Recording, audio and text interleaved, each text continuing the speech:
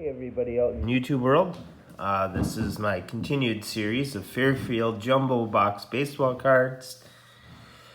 Bought at Walgreens for $4.99.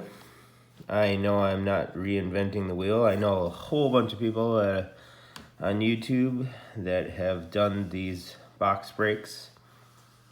However, I've already opened mine, but I thought the product was good enough that it was worthy of a video. So if you've been following my series, and if not, go back and take a look if you'd like. This is video number 9. My first 11 or 12, I've already opened the boxes, but I thought the product was cool enough that it was worth viewing.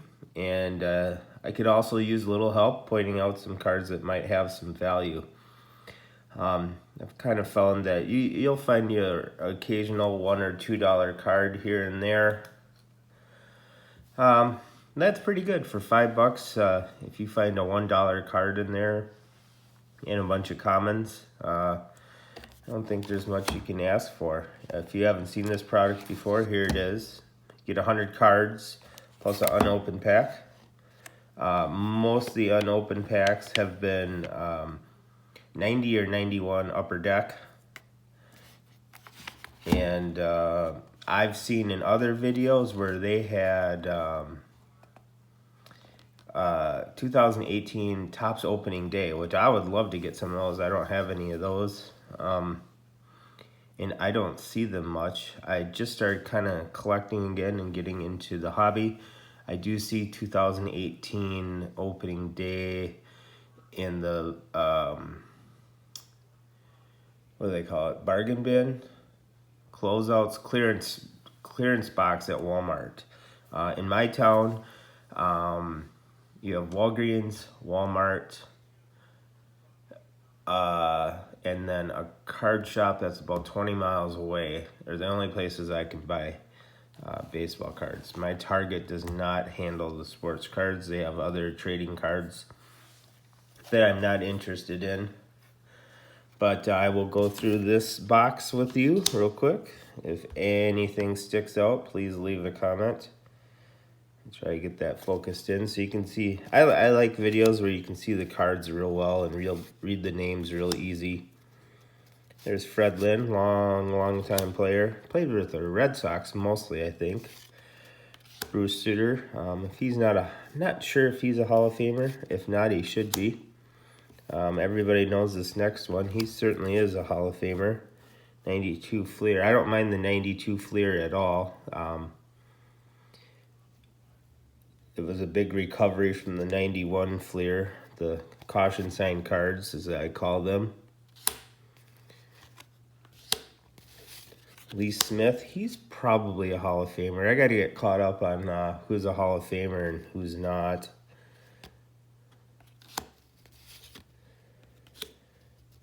Jack Morris, he's certainly a Hall of Famer.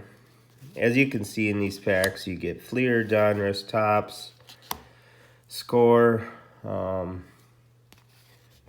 once in a while, Leaf once in a while. But it's mainly the big 5 at the time. I've seen as early as 79 and as recent as 2018 in these packs. The longer I look at these, I've been through each box. This is probably the second time for most of them. There's a Bobby Bonilla, Tony Sheffield,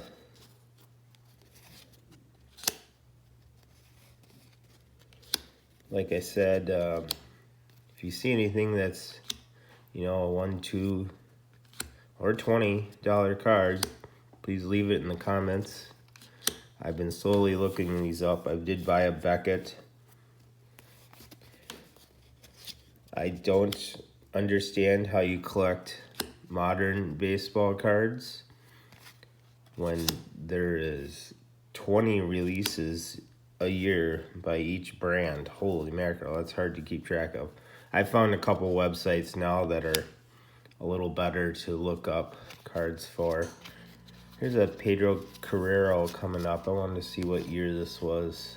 89. So that was the initial Upper Deck year with the Ken Griffey Jr. I don't know if I have any of those or not. I was kind of done collecting by the mid-80s. I know I did buy a couple packs here and there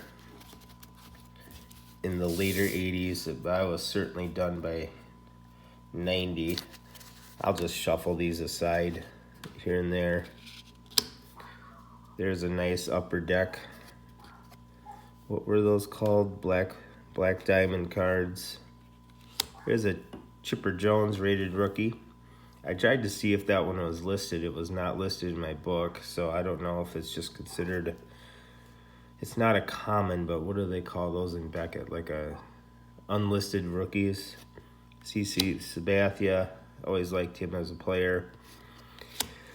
Here's Lonnie Smith. So everybody seems to get when they're opening packs, they get some player that's in their pack 100 times.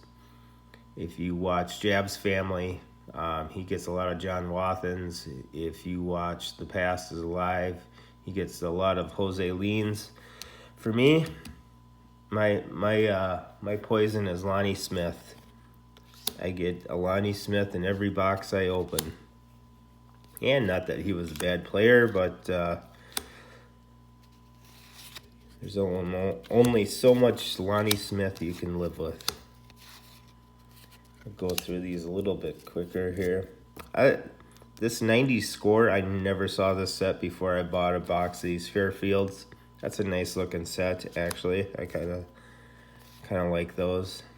I know everybody cringes at the colored, at the edges with colors because they hard to have a mint card of. Jeff Flauser. Harold Reynolds, I know he's in the Hall of Fame.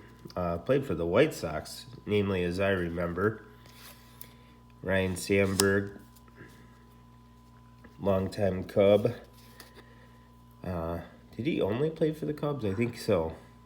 I remember as growing up, our cable got WGN and TBS.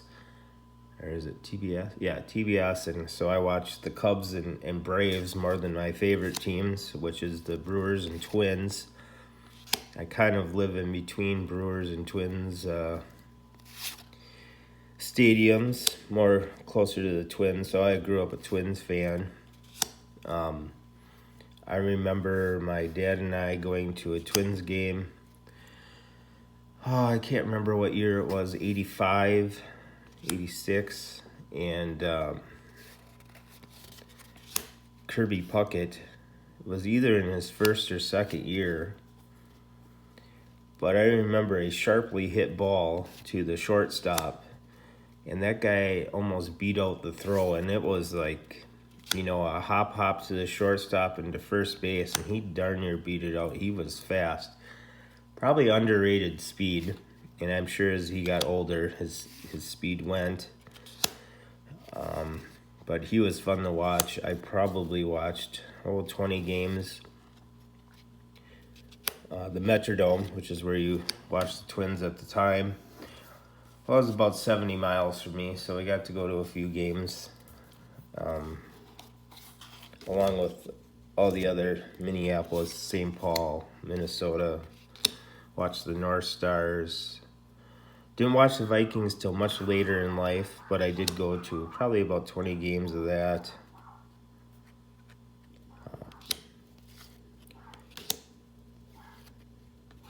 I'm kind of over going to live sporting events, the hubbub and the parking and all that stuff. That's a lot to keep up with, especially the football games. The baseball games are actually they're pretty easy going. Hockey at the time when it was the North Stars, that was pretty easy to keep up with, to attend games. But now going to a Minnesota Wild game is it's in St. Paul. It's a little more cramped for parking. And but I I usually find myself at a game about every other year.